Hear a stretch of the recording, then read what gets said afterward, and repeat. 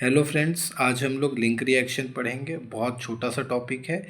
NCERT में भी दिया हुआ है, बट ये थ्योरेटिकल दिया हुआ है। एनसीईआरटी में मैं सिंपल फॉर्म में आप लोग को बताता हूँ। तो चलिए फ्रेंड, स्टार्ट करते हैं। लिंक रिएक्शन, नाम में ही लिंक है। मतलब लिंक का मतलब होता है कि किसी दो चीज़ को ज्वाइन करना।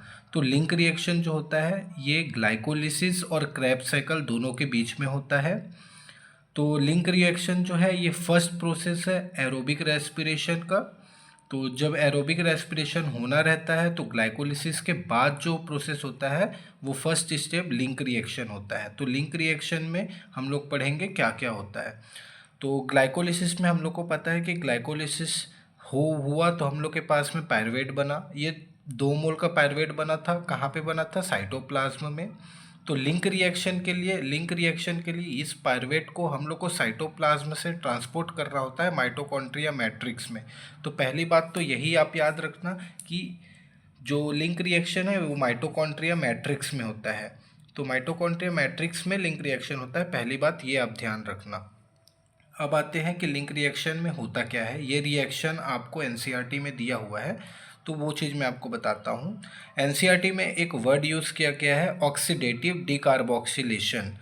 इसका मतलब क्या होता है ये मैं आपको बताता हूँ। तो पहले जो पायरुवेट जो हम लोग का ग्लाइकोलिसिस में बना हुआ था, इस पायरुवेट में जब लिंक रिएक्शन, ये लिंक रिएक्शन है, लिंक रिएक्शन का बता रहा हूँ।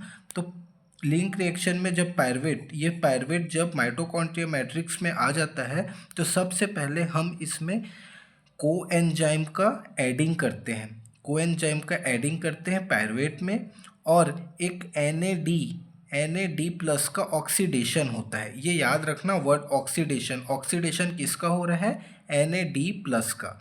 ठीक है। और एंजाइम जो यूज़ होता है इस प्रोसेस को कन्वर्ट करने के लिए, जो एंजाइम यूज़ होता है वो पायरुवेट डीहाइड्रोजिनेज होता है with the presence of magnesium ion.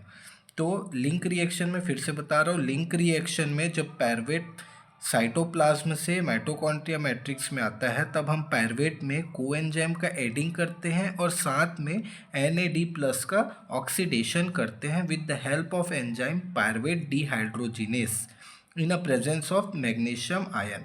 तब जो हम लोग को प्रोडक्ट मिलता है वो एसेटाइल कोएंजाइम मिलता है। ठीक है, एसेटाइल कोएंजाइम मिलता है और एक कार्बन डाइऑक्साइड जो है उस पायरुवेट से बाहर निकलता है।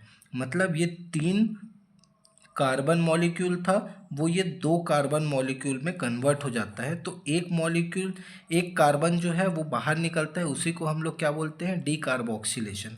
तो जो वर्ड एनसीईआरटी में दिया है कि ऑक्सीडेटिव डीकार्बोक्सिलेशन, वो इसी का मतलब है कि ऑक्सीडेशन किसका करा रहे हैं? Na+, का। और डीकार्बोक्सिलेशन मतलब पायरुवेट से एक कार्बन डाइऑक्साइड हम लोग निकाल रहे हैं, तो ऑक्सीडेटिव डीकार्बोक्सिलेशन होता है। और हम लोग को फिर पायरुवेट से जब एक कार्बन निकल जाता है, कार्बन डाइऑक्साइड मतलब एक कार्बन निकल जाता है, तो जो कार्बन मॉलिक्यूल बचता है उसका नाम हो जाता है एसेटाइल कोएंजाइम। साथ में हम लोग को NADH मिलता है। ये जो है एक पायरुवेट से एक मिलता है, जो कि यहाँ पे लिखा हुआ है एक पायरुवेट से, मतलब ये एक पायरुवेट का हम लोग रिएक्शन करवा रहे हैं। एक पायरुवेट में हम लोग कोएंजाइम ज्वाइन किए, Na+ का ऑक्सीडेशन किए with the presence of pyruvate dehydrogenase magnesium ion के प्रेजेंट में, तब हम लोग को मिला एसेटाइल कोएंजाइम। एक कार्बन मॉलिक्यूल बाहर निकल गया, साथ में एक NADH हम लोग को मिला। ये हम लोग को पता चल गया 1 मोल से ना, 1 मोल से। लेकिन हम लोग को पता है कि एक पूरे ग्लाइकोलिसिस में, मतलब एक ग्लूकोज को जब हम लोग स्प्लिट किए तो हम लोग को 2 मॉलिक्यूल पायरुवेट मिला था। तो 1 मॉलिक्यूल से हम लोग को अगर एक NAD मिल रहा है तो 2 मोल के पायरुवेट से हम लोग को 2 NADH मिलेगा और 2 कार्बन डाइऑक्साइड रिलीज होगा। तो वही चीज़ यहाँ पे लिखा है कि एक पायरुवेट, एक बार ये रिएक्शन होगा तब NAD एक मिलेगा और एक कार्बन डाइऑक्साइड रिलीज होगा।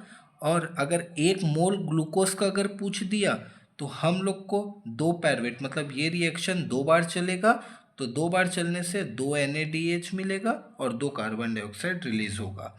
फिर यही जो एसेटाइल को है ये एंटर करता है क्रेब्स साइकिल में, जिसको हम लोग बोलते हैं ट्राई कार्बोक्सिलिक एसिड साइकिल। उसमें कंप्लीट क्या हो जाता है, इसका ब्रोक हो जाता है, मतलब कंप्लीट टूट जाता है, एक एक कार्बन मॉलिक्यूल में पूरा टूट जाता है, जो कि हम लोग का लास्ट स्टेप होता है रेस्पिरेशन का। और वहाँ पे हम लोग का पूरी कंप्लीट हो जाती है। उसके बाद हम लोग रेस्पिरेशन के बाद हम लोग उससे एटीपी बनाते हैं, एनर्जी बनाते हैं। तो वो तो मैं आपको बताऊंगा टाइकार्बोक्सिलिक एसिड साइकिल में, मतलब क्रेब्स साइकिल में, इसके बाद।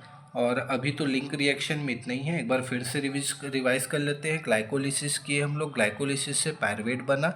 ये पायरुवेट साइटोप्लाज्म में बना था, उसको ट्रांसपोर्ट करते हैं माइटोकॉन्ड्रिया मैट्रिक्स में, मतलब यही जगह पे ही लिंक रिएक्शन होता है। तो माइटोकॉन्ड्रिया मैट्रिक्स में लिंक रिएक्शन होता है, वहाँ पे आ गया पायरुवेट।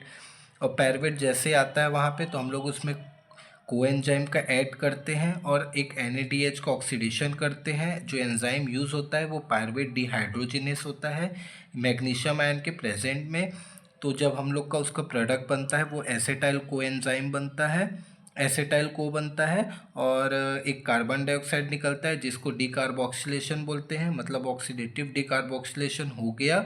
और एक NADH का फॉर्म होता है। ये एक पायरुवेट का रिएक्शन है, तो एक ग्लूकोज का अगर पूछेगा तो यही रिएक्शन दो बार चलेगा।